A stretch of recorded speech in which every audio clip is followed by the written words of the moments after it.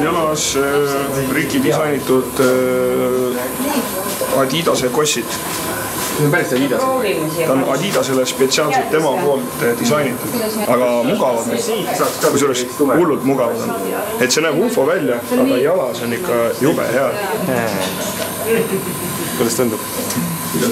Et sa panid alkoholiga leotades lahti. Nii et saab pärast lõbus olema. Laseme tal natukene elektrit sisse. Klemm on näed siin küljes.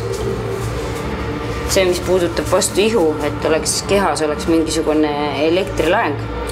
Ja siis selle aparaadiga ta tõmbab need karvad siia külge. Paned liimi alla. See tähendab seda, et karv jääb otse niimoodi kinni. Ja siis ma õhuga põhimõtteliselt saan seda kõike suunata, kuidapidi ma tahan. See on flocking. Noh, meil on õppinud klient, kes teab, et tuleb hinge kinni hoida. Ära nüüd hinga.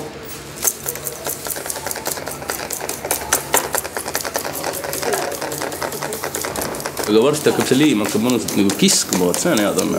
Aga no Eesti mees kannatab ära, mis on ikka? See liimi maha võtmine on päris valus.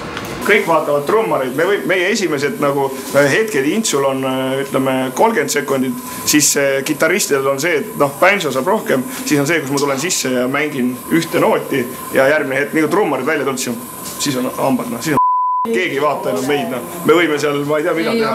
Ei ole. Kõik vaatavad. Ei ole. Aga riideid ei vaata mitte keegi.